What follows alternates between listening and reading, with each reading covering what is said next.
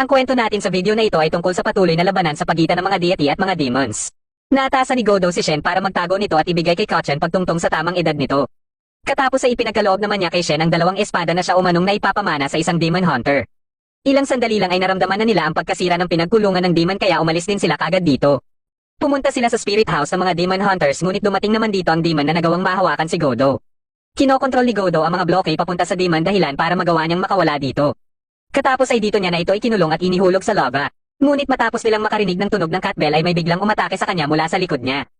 Isa itong fox demon at nagtaka siya bakit ito nakalampas sa barrier pero ayon dito ay nasa loob na umano siya ng barrier at hindi lang maramdaman ni Godo. Pagkabagsak ni Godo ay naisagawa pa niya ang isang teknik niya para mailayo sila Shen at Kachen. Sinubukan pa itong pigilan ng fox demon na nagawang masugatan ang mukha ni Shen pero matagumpay pa din silang nakaalis dito. Makalipas ang ilang taon ay sumapit na ang saktong gulang ni Kachen para maging ganap na demon hunter. Katapos nilang isagawa ang seremonya para maging opisyal ng isang demon hunter si Kachen ay ibinigay na din ni Shen ang kahon na pinapabigay ng kanilang ama. Pagkabukas dito ni Kachen ay isang parang uri ng metal lang ito. Habang nasa labas sila at pinag-uusapan ng bagay na ito ay dumating dito ang mayor ng Yanla para humingi ng tulong sa kanila dahil sa pagkakawala umano ng ibang mga residente. Ngunit tinanggihan ito ni Shen dahil baka umano isa lang din itong patibong. Nang paalis na sila ay narinig ni Shen ang cat bell kaya kaagad niyang tinanong ang mayor kung saan ito galing at mabilis din nilang pinuntahan ang bayan. Habang naglalakad na sila sa loob ng bayan ay bigla na lang ding nawala si Kachen sa tabi niya.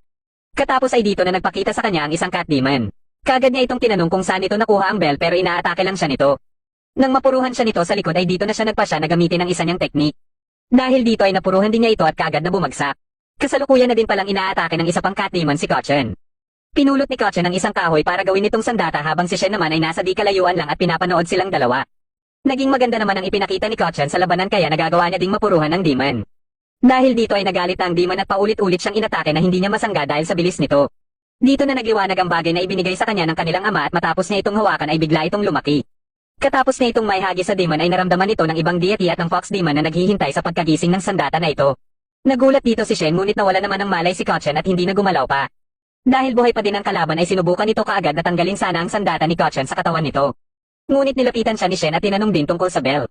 Biglang gumalaw ng kusa ang bell kaya nagulat dito si Shen at nabitawan ito. Katapos ay pumasok ito sa katawan ng demon at lumubo ang katawan nito na parang sasabog. Kaagad na niyakap ni Shen si Kachen para maprotektahan ito. Matapos itong makita ng mga deity ay kumilos na din sila para puntahan ang kinaroroonan nila Shen. Makalipas ang ilang oras ay nagkamalay na din si Kachen at tinakuha sa kanya ni Shen ang kanyang sandata. Muling bumalik sa maliit na anyo ang sandata ni Kachen at ilang sandali lang ay dumating na dito ang mga deity. Pakay nila dito ang sandata ni Kachen na tinawag nilang Shenzhen Iron. Pagkababa nila ay nanghina naman si Shen dahil sa pinsalang natamo nito kaya napaluhod ito. Nang hinihingi na sa kanila ng deity ang Shenzhen Iron ay tinutulan ito kaagad ni Shen at inatake ito ngunit na-counter lang siya nito. Tinutukan sila ng sandata nito pero nagmatigas pa din si Kachen na ibigay ang Shenzhen Iron. Pumagitna sa kanila ang isa pang deity para uwatan sila at sinabihan si Shen na wala umano silang masamang intensyon. Katapos ay inilabas nito ang isang device at ginamit ito para pagalingin ang sugat ni Shen. Inaangkin ng mga ito ang sandata na hawak ni Kachen at maliban sa nalaman na nila Shen ang tawag dito ay nalaman din nila kung sino ang totoong may-ari nito. Katapos ay nagpakilala ang mga ito na sila Saro at Aoba at sugo umano sila ng Fairy Clan kaya tinanggal na din ni Aoba ang kanyang maskara. Ayon kay Saro na matapos masawi ng God of War daang taon na ang nakakaraan ay kasabay din itong naglaho ang Shenzhen Iron. Kailangan umano nilang hanapin ang nagkalat na 72 fragments ng deity na ito para muli itong maibalik. At ang susi para mahanap ang mga soul fragments ay ang Shenzhen Iron. Dahil isa itong divine weapon na may kakayahan para makaramdam ng bakas sa mga soul fragments. Dagdag pa nito na hindi lang umano sila ang nakaramdam nito kundi pati na din ang iba't ibang klase ng mga demons. Halimbawa na dito ang Demon Lord na si Mara at ang Demon Army nito na siguradong kumikilos na din ngayon. Dagdag pa ni Aoba na kung hindi umano nila maibabalik ang God of War at mabuksan ang Seal of the Gods ay siguradong magkakagulo ang buong mundo. Napaisip dito si Shen at dahil ayaw ni Kachen na mangyari ang mga sinabi ni Aoba ay nagpasya na lang siya na ipagkatiwala sa mga ito ang Shenzhen Iron.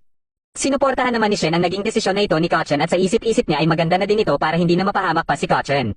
Katapos ay nagpasya silang puntahan na ang mayor para kunin ang bayad ngunit nang paalis na sila ay pinigilan sila ni Aoba dahil peke umano ang binigay ni Kachen. Nang hinawakan ito ni Kachen ay bumalik ang kulay ginto nito pero nang si Aoba na naman ang humawak nito ay naging parang normal na bakal na lang ito. Kaya nagtaka na dito si Aoba at nabanggit ni Saro na ayon sa nabasa niya na dahil sa daang taong pagkakatulog ng Shenzhen Iron ay tanging may busilak na puso lang ang may kakayahan na makagising dito. Ibig sabihin ay si Kachen ang napili para maging bagong magmay-ari nito. Dahil dito ay nagpasya si Aoba na isama na lang sila Kachen sa kanilang paghahanap sa mga soul fragments. Matapos nilang makuha ang bayad ng mayor ay ginamit ni Kachen ang Shenzhen Iron para alamin kung saan sila mag-uumpisa sa paghahanap. Gamit ang sasakyan nila Aoba na tinatawag na White Dragon ay wala na silang sinayang pa na oras at kaagad na bumiyahe. Habang kumakain sila ay may nadaanan silang isang tao dahilan para ma-activate ang safety brake ng White Dragon at mawalan ito sa kontrol. Matapos nilang malaman mula sa White Dragon na may tao silang nadaanan ay lumabas ng sasakyan si Shen para tingnan ito. Nang makumpirma niyang isa itong babae ay kagad niya itong pinuntahan na nawala naman ng malay dahil sugatan pala ito. Matapos nilang magamot ang sugat nito ay tinanong ito ni Saro kung saan umano nito nakuha ang sugat. Ayon naman sa babae ay kagagawa nito ng nakasalubong niyang mga bandido nung sinubukan niyang tumakas sa mga ito. Dahil natatakot pa din siya na baka makasalubong niya muli ang mga bandido ay nakiusap siya kung pwede umano siyang ibalik sa Dark Canyon. Dito na din ito nalaman na doon din pala patungo sila Shen para hanapin ang Soul Fragment. Naipakita din ni Kochen dito ang Shenzhen Iron dahilan para pagalitan ito ni Aoba dahil wala naman umanong kinalaman pa dito ang babae. Pagkaalis dito nila Saro at Aoba ay dito na ito tinanong ni Shen sa pangalan nito na nagpakilala namang si Yeng. Kinagabihan habang natutulog na sila ay sinubukan ni Yeng na kunin ang Shenzhen Iron gamit ang kanyang sandata ngunit hinawi lang ito ni Kochen. Kinabukasan ng magising sila Shen at Kochen ay nalaman na lang nila na wala na pala sa sasakyan si Yeng. Dito lang din napagtanto ni Kochen na nawawala na ang Shenzhen Iron dahil matagumpay pala itong nakuha sa kanya ni Yeng. Ipinakita dito ang dahilan bakit gustong-gusto ni Yeng na makuha ang Shenzhen Iron. Ito pala ay utos sa kanya ni Shogo na siyang pinuno ng mga bandido na bumihag sa kapatid niyang si Zien. Nalaman din niya na hawak nito ang isa sa Soul Fragment at ipinakita nito sa kanila kung gaano ito kalakas. Ayon kay Shogo na ang Shenzhen Iron ang pinakamalakas na divine weapon sa Star Realm at kung makukuha niya umano ito pati na din ang kapangyarihan ng God of War ay siguradong susunod sa kanya ang mga demons. Ilang sandali lang ay pinahinto ni Saro ang sasakyan nila dahil may kutob ito na nasa lugar na sila sa kinaroroonan ni Yeng at ng Shenzhen Iron. Dinala sila nito sa tinatawag na Spiderweb Cave kung saan makikita din sa mapa na nasa loob nito ang Soul Fragment na hinahanap nila. Matapos may bigay ni Yeng kay Shogo ang Shenzhen Iron ay nabawi na din ito si Zien. Nilapitan ni Shogo si Yeng at dito na ginamit ni Yeng ang kanyang singsing dahilan para mapabagsak niya si Shogo at mabawi ang Shenzhen Iron. Pagkasugod sa kanya ng tauhan nito ay naunahan niya ito at katapos ay tumakbo na sila. Nang malapit na sila sa lagusan ay nadapa naman si Zien kaya nahabol tuloy sila ng mga bandido. Matapos mailaga ni Yeng ang atake ni Shogo ay iniligtas niya si Zien. Bigla naman siyang inatake ni Shogo na nagawa niyang maiwasan at nang susugod na siya dito ay ginamit ni Shogo ang kapangyarihan ng Soul Fragment kaya napuruhan siya. Pagkalapit ni Zien sa kanya ay sakto namang nakawala ang tauhan ni Shogo at ginamit nito ang King Kong Barrier para maikulong sila. Hindi akalain ni Yeng na may hawak din pala itong Soul Fragment. Hindi naman makapagdesisyon si Saro sa dadaanan nila dahil sa pagiging komplikado ng mga daan sa loob ng kuweba. Dahil dito ay nagpa siya si Shen na maghiwa-hiwalay na lang umano sila at nagsama silang dalawa ni Kochen. Makalipas ang ilang minuto na pagtakbo sa loob ng kuweba ay narinig nila ang boses nila Yeng at Zien. Nakita nila ang mga ito na nakakulong pa din at muling nagdurugo ang sugat ni Yeng. Pagkatanggal ng barrier ay sinubukan ni Shogo na lapitan si Zien kaya kagad siyang inatake ni Yeng. Sa galit nito ay gumanti ito ngunit mabilis itong sinangga ni Zien. Dito na nagalit si Shen at inatake si Shogo pero nagawa itong masangga ni Shogo. Bigla namang may sumabog sa likuran nila Shen at ito pala ay sila Aoba. Nang makita ni Saro ang katawan ni Shogo ay sigurado siyang nasa loob nito ang Soul Fragment. Sinabihan ni Shen si Kochen na tulungan si Yeng para mailabas ang kapatid nito. Ngunit pinalabas naman ni Shogo ang iba pang mga tauhan nito kaya napalibutan na sila. Pagkasugod ng mga ito ay ginamit lang ni Saro ang kapangyarihan nito at itinapon ang mga ito sa labas.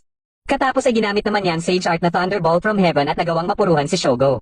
Mabilis na binuhat ni Shen si Zien para makalabas na sila dito at habang inaalalayan ni Kochen si Yeng ay ibinalik ni Yeng dito ang Shenzhen Iron. Kinagabihan habang sinusubukan na ni Saro na pagalingin si Zien ay nakita nito na hindi na kayang pagalingin ng Immortal's Magic ang natamong pinsala nito.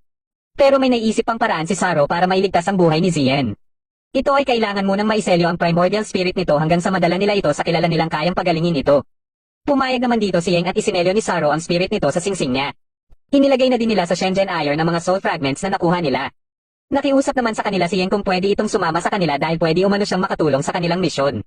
Pagkadating nila sa Fire City para hanapin dito ang sunod na soul fragment ay tinamaan naman ng lagnat si Kochen na siyang naging epekto bilang may-ari ng Shenzhen Iron dahil sa dalawang soul fragments na nakuha nito. Pero ayon kay Saro na sakaling makarating na sila sa Earth Sage's shop ay may gamot dito na magpapagaling kay Kochen. Nang makarating sila sa shop na tinutukoy ni Saro ay hindi makapaniwala si Shen dahil parang tindahan lang ito ng mga damit. Pagkapasok nila dito ay nakilala nila ang may-ari nito na si Samo at nalaman nila na kaya pala nagtitinda na din ito ng mga damit ay dahil wala na din masyadong immortal ang pumapasok dito. Ilang sandali lang ay dito na pinalabas ni Samo ang totoong mga paninda nito. Kagad na sinabi niya Oba dito ang Senzu Beans at nang maibigay ito ni Samo ay pinalunok din ito kagad kay Kochen. Katapos ay tinanong ni Aoba si Samo kung bakit mainit pa din sa lugar na ito kahit matagal nang isinara ang industrial furnace sa syudad na ito. Ayon naman kay Samo ay dahil umano ito sa malaking bulalakaw na bumagsak malapit sa industrial furnace. Katapos ng pangyayaring ito ay hindi na naging normal ang klima dito na tag-init lang palagi at patuloy pa itong umiinit. Sinabihan ni Saro si Kochen na paikot-ikutin ang Shenzhen Iron. Nang ginawa ito ni Kochen ay nakita ni Saro na nagre-respond dito ang bulalakaw. Dahil dito ay malaki ang posibilidad na nasa lugar din na ito ang soul fragment. Nagpa siya sila na puntahan ito at sumama din sa kanila si Shen. Nang makarating sila sa base ng Fire Evil Cloud na tinatawag na Grand Flame Castle ay tiningnan muna ni Saro ang lokasyon ng Fire Evil Cloud at nakita din nila na sobrang dami pala ng mga demons dito. Ngunit nagulat na lang sila nang biglang lumikha si Shen ng butas dahilan para harapin kaagad sila ng maraming kalaban. Nang makapasok sila sa sumunod na silid ay napansin ni Shen ang kakaibang mga portraits dito dahil pare-parehong babae lang ang mga ito. Dito na nagpakita sa kanila ang Fire Evil Cloud na si Gogel at siyang may hawak sa isa sa soul fragment. Habang pababa ito ay sinubukan ni Shen na atikihin ito ngunit nakalikha kaagad ito ng apoy kaya napatras si Shen. Ipinakita dito ang araw ng unang pagkikita nila Gogel at asawa nitong si Haneko. Ito ay nung sinubukan ni Haneko na pigilan ng mandurukot at nang sasaktan na siya nito ay iniligtas siya ni Gogel. Ilang buwan matapos ang kanilang kasal ay nagsimula namang salakayin ng Demon Army ang Fairy Realm. Isang araw nang bumagsak sa kanilang syudad ang mga bulalakaw ay nasilayan pa ni Gogel ang pagbagsak ng pinakamalaking bulalakaw sa gusali na kinaroroonan ni Haneko. Pagkaatake sa kanya ni Aoba ay mabilis lang niya itong nasangga. Dito na nagsimula ang kanilang labanan at nalaman din nila Aoba na kaya pala matindi ang galit ni Gogel sa mga deity ay ito ang kanyang sinisisi sa pagkasawi ni Haneko. Habang inaatake sila nito ay nahulog malapit sa kanila ang Shenzhen Iron dahilan para ma-activate ang King Kong Barrier at nagulat sila nang makita si Kochen. Dito na naikwento ni Saro ang araw ng sinubukan ng Demon Lord na bagsakan ng bulalakaw ang Immortal Palace. Gamit ang nilikhang barrier mula sa kapangyarihan ng mga deity ay naiba ang trajectory nito dahilan para bumagsak ito sa lower realm. Gusto ni Gogel na iligpit si Aoba at nang inatake niya ito ay kaagad na ginamit ni Kochen ang King Kong Barrier kaya nailigtas niya si Aoba. Biglang nakaramdam si Gogel ng kakaiba at unti-unting nagbago ang kanyang anyo na naging halimaw na. Nang matalo naman Iyeng ang kalaban nito ay kaagad nitong nilapitan ng Cryonic Core. Ngunit nang kinukuha niya na ito ay hindi niya ito nagawa at naglabas ito ng enerhiya. Naramdaman naman ni Gogel ang enerhiya na nilabas ng Cryonic Core. Dahil dito ay kaagad itong bumalik sa Grand Flame Castle. Balak sana nilang sundan si Gogel para iligtas si Iyeng ngunit dahil sa pinsala ni Aoba ay nagpasya si Kochen na siya nalang umano ang pupunta. Dahil dito ay ginamit ni Saro ang kapangyarihan nito para ipadala si Kochen sa kinaroroonan ni Iyeng. May pumasok naman sa silid na kinaroroonan ni Iyeng kaya mabilis siyang nagtago. Kinuha nito ang Cryonic Core ngunit ilang sandali lang ay dumating na din dito si Gogel. Kaagad itong inatake ni Gogel at naglaban silang dalawa. Nagulat na lang si Gogel nang magbago ang hitsura ng kalaban niya at sa isang suntok lang nito sa kanya ay tumilapon siya sa sobrang lakas nito. Katapos ay sinundan pa ito ng isa pang atake dahilan para bumalik na siya sa anyong tao niya. Lumabas na din mula sa kanyang katawan ng soul fragment kaya nakuha din ito ng kalaban. Habang abala ito sa nagbabagsakan ng mga bulalakaw ay biglang inatake ni Kochen ang pinaglagyan nito ng Cryonic Core at ng soul fragment. Nahigop ng Shenzhen Iron ng soul fragment kaya inatake si Kochen ng kalaban at buti na lang ay mabilis itong nailigtas ni Iyeng. Dahil hindi mabitawan ng kalaban ng Shenzhen Iron ay pinutol na lang nito ang kanyang braso at nagpa siya na umatras muna. Problema naman ngayon nila Kochen ang mga papalapit na mga bulalakaw. Biglang nagsalita si Gogel at sinabihan sila na kailangan umanong basagan ng Cryonic Core para mapahinto ang mga bulalakaw.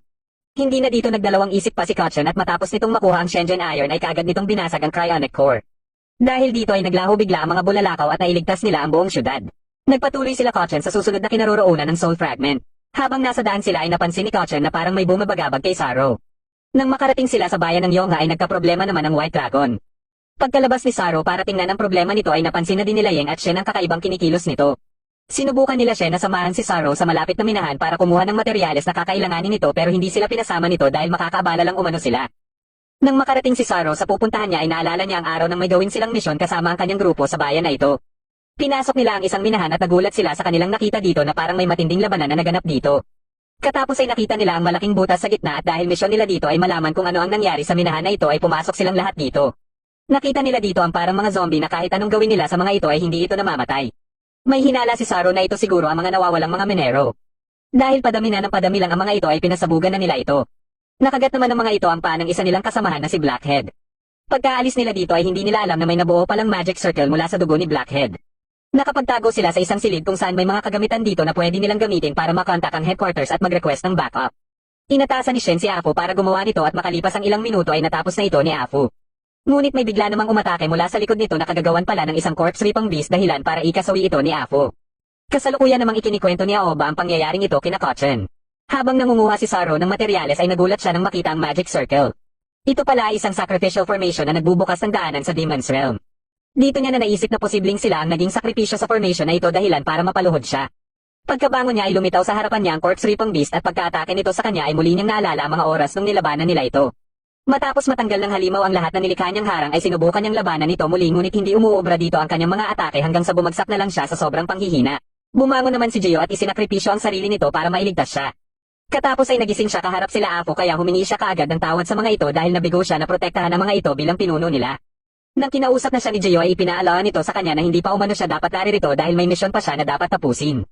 Kailangan pa umano niyang alamin ang katotohanan sa likod ng sacrificial formation. Nang magising siya muli ay nasa harapan niya na si Kochen at natunton pala ng mga ito ang kinaroroonan niya dahil sa White Dragon. Kasalukuyan na nilalabanan nila Aoba ang halimaw at kahit pinagtutulungan nila ito ay hindi man lang nila ito magawang masaktan. Inatasan ni Saro si Kochen na gamitin ang King Kong Barrier para protektahan ang iba. Nang sinisimulan na nito ang binabalak nito ay mabilis na ginamit ni Kochen ang King Kong Barrier at nagulat na lang si Saro na kasama din siya dito. Katapos ay ginamit ni Kochen ang isa sa kapangyarihan ng Shenzhen Iron at sa sobrang lakas nito ay nabutas nito ang kuweba dahilan para maarawan ang halimaw at unti-unti itong maging abo. Bago sila umalis sa lugar na ito ay nangako si Saro sa dati niyang mga kasamahan na aalamin niya ang nasa likod ng Sacrificial Formation. Katapos ay nagpatuloy na sila papunta ng Divine River. Makalipas ang ilang oras ng kanilang biyahe ay narating na din nila sa wakas ang Divine River. Dahil sa ganda nito ay namangha sila Kochen dito.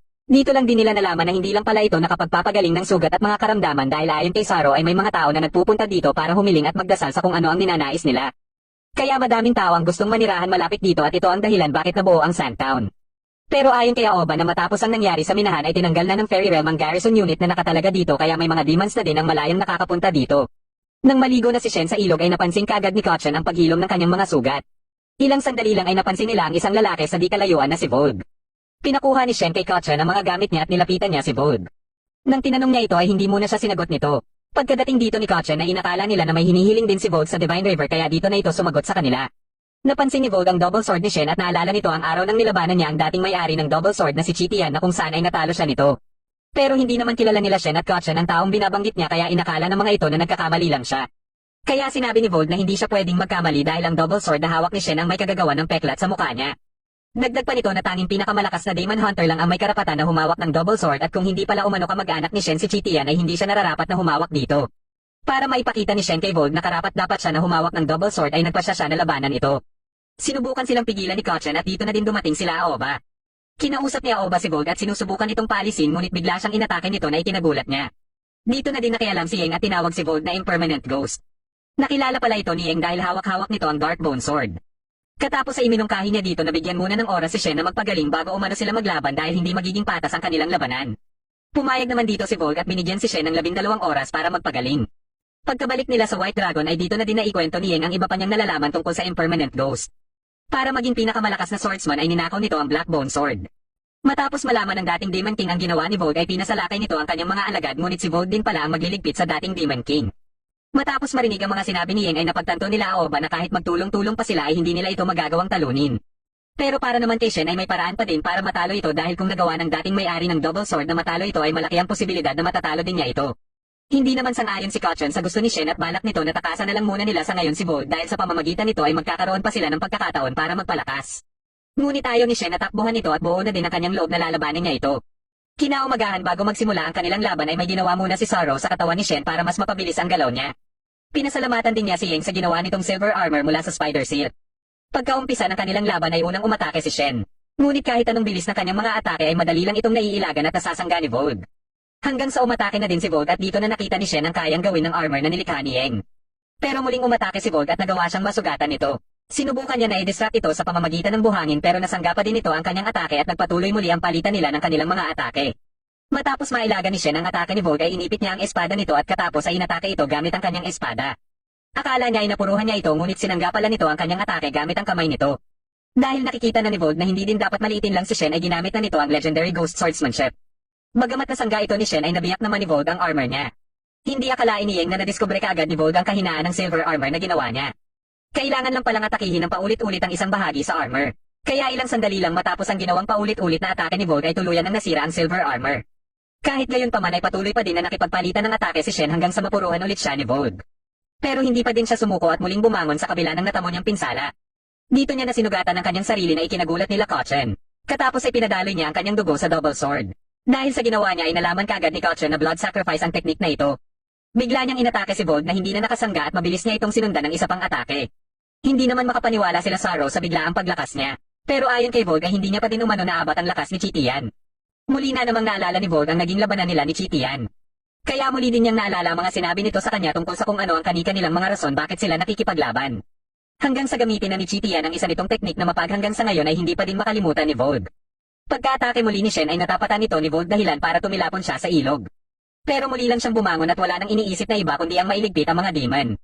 Kaya natutuwa dito si Volg dahil baka si Shen na umano ang tutupad sa kanyang kahilingan. Muling sumugod si Shen at dahil sa ipinapakita nito ay hindi lang si Volg ang natutuwa kundi sila Kochen din. Pero bigla na lang lumapit si Shen sa kinaroroonan nila Kochen na ikinagulat nila. Katapos ay bigla silang inatake nito na mabilis sinangga ni Kochen at pagka-atake nito muli ay napatras na silang lahat. Hindi na pala sila nakikilala ni Shen dahil ang tingin na nito sa kanila ay mga demon na din. Nagpatuloy ito sa pag-atake hanggang sa napilitan na si Saro na gantihan ito. Kagad itong nilapitan ni Kochen pero inatake lang siya nito. Muli itong bumangon para atakihin sila Yang ngunit umaksyon na din si Volt at napuruhan ito dahilan para mawalan ito ng malay. Dito na napanaginipan ni Shen ang araw na magkasama pa ang kanyang ama at si Chitian. Isang araw ay pinuntahan nilang dalawa ang isang bayan kung saan halos hindi na makagalaw ang ibang mga tao dahil sa sobrang pagkagutom. Ilang sandali lang ay bigla nilang narinig ang isang bata na sumisigaw na paparating na umano ang mga Mountain Demon para kainin sila. Hinarap ni Chitian ang mga ito at pagkaatake ng isa dito sa kanya ay mabilis lang niya itong nailigpit. Dito na siya pinagtulong-tulungan hanggang sa maubos niya ang mga ito. Katapos ay pinuntahan niya ang kuweba na kung saan naninirahan ang mga ito at nakita niya ang mga batang Mountain Demon. Nang aatakihin na siya ng matandang Mountain Demon ay naunahan niya ito. Nagmakaawa ito sa kanya na hayaang mabuhay ang mga batang Mountain Demon dahil mga inosente umano ang mga ito. Pagkalabas niya ay sinabi niya kay Godo na pupunta siya sa Underworld. Naniniwala siya na posibleng makita niya dito ang pag-asa para matapos na ang labanan na kinakaharap nila. Pagkadating niya dito ay tumambad kaagad sa kanya ang mga nakahandusay na mga demon. Kagagawan pala ito ni Volt at nang magkaharap sila ay naramdaman kaagad ni Volt ang hindi mabilang na mga kaluluwa ng mga demon sa Double Sword. Dahil dito ay nasabi kaagad ni Volt ang kakayahan ni Chitian na maging isang Diyos. Kaya hinamon niya ito at dito na nagsimula ang kanilang labanan. Makalipas ang ilang taon habang pinamumunuan ni Godo ang mga tao na nailigtas niya mula sa mga demon ay muli silang nagkita ni Chitian na daladala ang sanggol pa lang noon na si Kochen. Sinabi ni Chitian kay Godo na nakasalalay dito ang kapakanan ng lahat. Katapos ay ipinagkatiwala na din ito kay Godo ang Double Sword para ipamana sa susunod na henerasyon ng mga Demon Hunter. Nang magising si Shen ay nasa ilog na siya kaharap si Vold. Pinapanood lang sila nila Kochen at dito na din tinanggal ni Vold ang kanyang espada. Sinabi ni Vold kay Shen na gusto lang niyang makabawi nung hinayaan siyang mabuhay ni Chitian. Pero sa susunod ay hindi niya na ito papalampasin pa at kung dumating na ang araw na karapat dapat nang magmana si Shen ng Double Sword ay doon na sila maglalaban muli. Kaagad na niyakap ni Kochen si Shen at dito na din sinabi ni Shen na napanaginipan niya ang kanilang ama kasama si Chitian. Pagsapit ng hapon at habang hinihintay nila na maayos ang White Dragon ay naisip ni Kochen na baka may kinalaman din ang Shenzhen Iron kay Chitian. Dahil marami na din ang mga katanungan na gusto nilang mabigyan ng kasagutan at hindi lang ang tungkol sa Shenzhen Iron ay naisip nila kung saan kaya nila mahahanap ang mga kasagutan ng mga ito. Biglang nabanggit ni Aoba ang nag-iisang fairy city sa Lower Realm kung saan posibleng madami ang pwede nilang makuha na impormasyon sa namumuno dito at ito ay ang syudad ng Fencon. Dahil dito ay napagpasyahan nila na pumunta sa lugar na ito. Kasalukuyan namang ipinapresenta sa Young Master ng Fencon City na si Rong ang mga kababaihan para makapili ito ng pwede nitong mapangasawa. Ngunit umabot na lang sa 900 at 99 na babae mula sa iba't ibang pamilya ng mga noble ay wala pa ding napipili si Rong. Hanggang sa ipresenta na ang pang 1,000 ngunit mukha itong lalaki dahilan para magtatakbo palabas si Rong.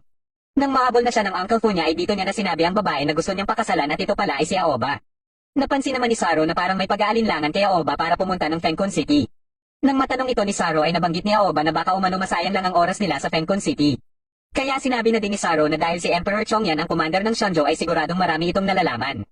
Bigla namang may nadetect ang White Dragon at pumasok din dito si Kochen para ipakita sa kanila na may nadetect din na soul fragment ang Shenzhen Iron. Sigurado sila na nasa malapit lang ito ng Fencon City at ilang sandali lang ay nakarating na din sila dito. Hindi makapaniwala sila Kochen sa ganda at sigla ng syudad na ito. Bago sila makapasok ay isa-isa muna silang inirehistro sa kanilang pagkakakilanlan.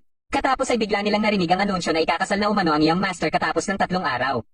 Habang nasa pamilihan sila ay nilapitan sila ng mga kawal dahil hinihintay na umano sila ng Young Master na ikinagulat naman nila. Bagamat hindi alam nila Kochen bakit naimbitahan sila ni Rong ay may hinala na si Aoba dito. Pagkadating nila sa palasyo ay ipinaghanda sila ng mga masasarap na mga pagkain. Ilang sandali lang ay dumating na din dito si Rong kaya dito na nila nalaman na si Aoba pala ang magiging bride nito sa magaganap na kasal. Ipinakita dito ang araw nung inaway si Rong ng ibang mga bata sa Fairy Realm School na kung saan ay ipinagtanggol siya ni Aoba. Dito na sila naging magkaibigan kaya napagpasyahan ni Rong na gusto niyang magpakasal sila ni Aoba paglaki nila. Dahil naakit si Aoba sa mga pagkain na pwede niyang makain sa Fencon City ay pumayag ito na maging bride ni Rong at nangako sila pareho. Inutusan lang pala ni Aoba ang 4 na bata para maging magkaibigan silang dalawa ni Rong at sa pamamagitan nito ay makakain niya na lahat ng pagkain na gusto niya. Pero kahit inamin na ito ni Aoba kay Rong ay hindi na ito inintindi pa ni Rong.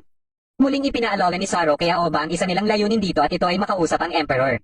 Pero babalik lang umano ito sa araw ng kasal kaya kailangan munang magpanggap ni Aoba hanggang sa makaharap na nila ito. Balak din sana ni Uncle Fu na dalhin sila Kochen sa kanilang silid ngunit mas pinili nila na maglakad-lakad muna para pagplanuhan ang paghahanap sa soul fragment. Nahati sila sa 2 grupo para mas mapabilis ang kanilang paghahanap. Habang nagre-relax sila Shen at Yeng ay napansin ni Shen ang magandang babae na napadaan pero ang nakita kaagad ni Yeng ay may nakamatsyag umano na mandurukot dito.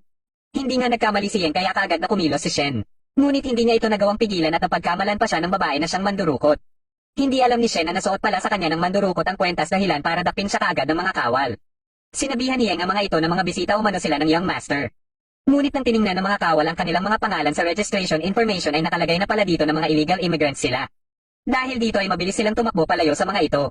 Sa patuloy naman na paghahanap nila Kochen at Saro ng soul fragment ay nahihirapan sila dahil sa pawala-wala ng signal kaya nagtataka na si Saro kung nandito nga ba talaga sa Fencon City ang soul fragment. Biglang itinuro ng Shenzhen Iron ang gate kaya dali-dali silang pumunta dito. Lumabas sila ng syudad at nang makarating na sila ng kagubatan ay muli na namang nawala ang signal. Dahil dito ay bumalik na lang muna sila ng syudad at nang papasok na sana sila ay bigla namang inanunsyo na isasara na ang gate bilang paghihigpit sa seguridad dahilan para hindi tuloy sila makapasok. Sinubukan pa nilang puwersahin na pumasok ngunit may barrier nang nakapalibot sa buong syudad. Ilang sandali lang ay may dumating dito na matanda na nagpakilalang residente umano siya ng syudad at hindi din nakapasok dahil lumabas ito para kumuha ng halamang gamot para umano sa kanyang anak. May naalala itong isa pang paraan para makapasok ng syudad. Ito ay ang underground secret tunnel na nilikha ng mga deity craftsman nung itinatayo pa lang ang syudad. Nung bata pa siya ay may natuklasan umano siyang kakaibang entrance at posibleng ito ang pinto ng secret tunnel. Pinuntahan nila ito at tama nga ang hinala ng matanda. Kaagad silang pumasok dito hanggang sa mahanap na din nila ang daan paakyat sa syudad.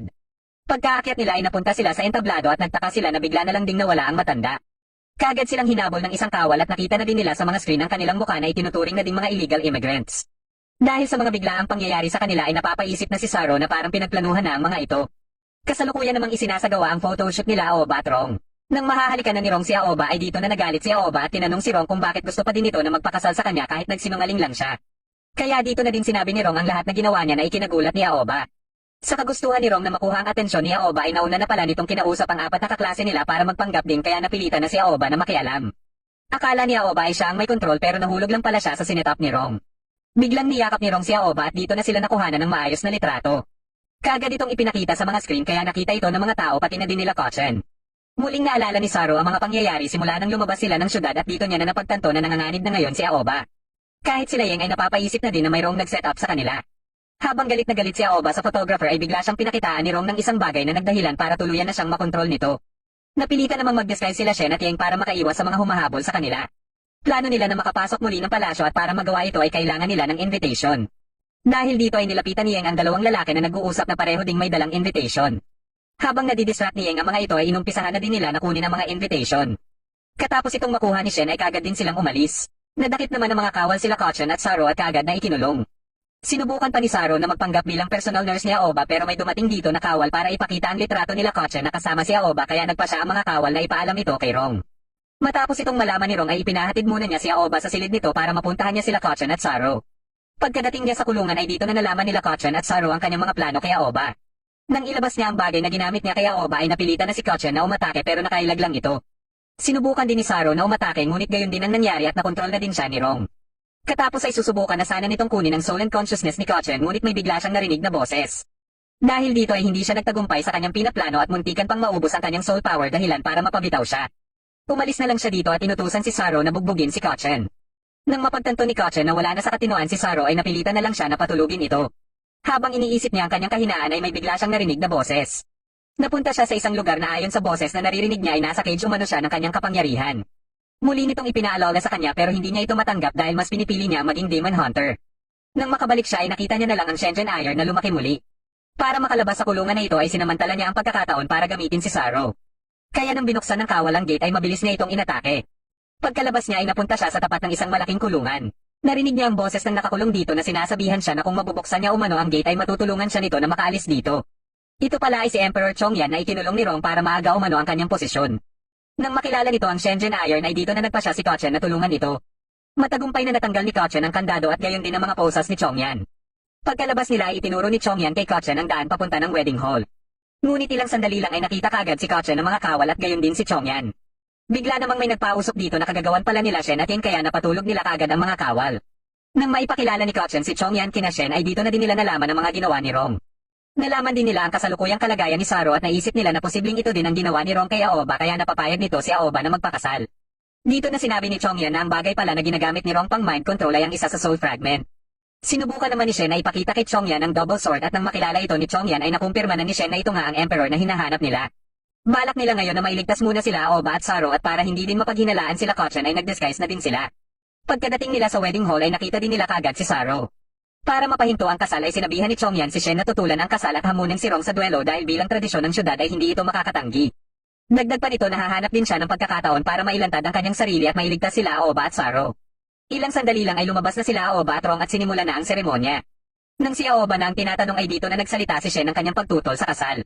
At katulad ng sabi ni Chongyan ay kaagad na ginanap din ang kanilang duelo.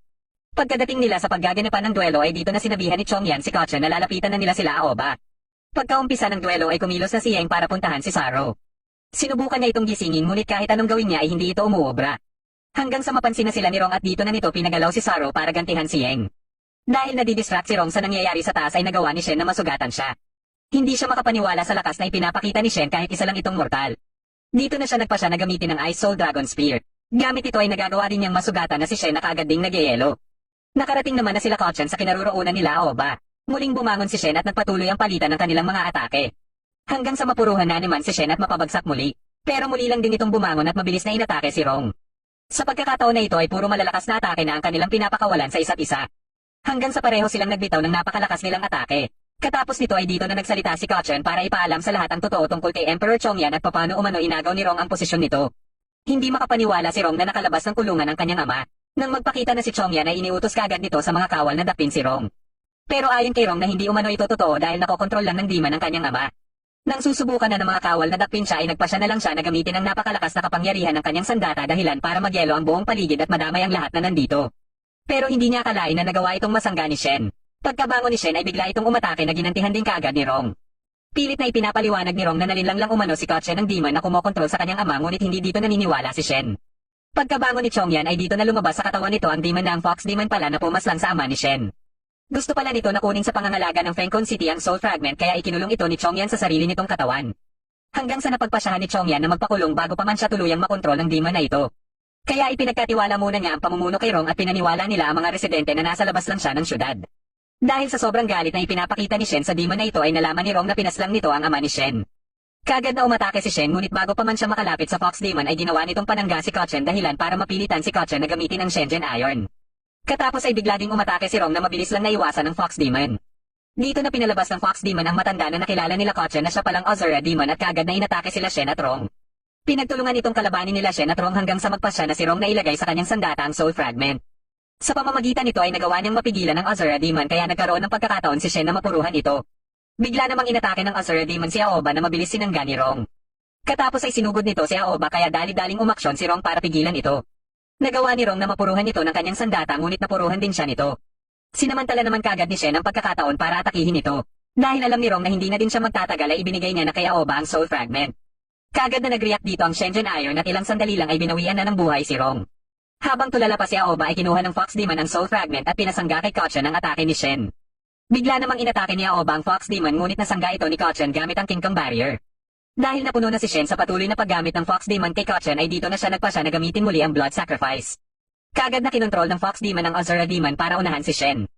Pilit namang sinusubukan ni Shen na hindi siya makontrol muli ng Double Sword. Kaya nang malaman ito ng Fox Demon ay muli nitong ipinaalala kay Shen ang mga oras nung pinaslang niya si Godo. Akala niya ay magtatagumpay na siya sa kanyang binabalak ngunit hindi niya akalain na muling magpapakita kay Shen si Chitian para bigyan si Shen ng payo at ituro paano gamitin ang pinakamatindi nitong teknik.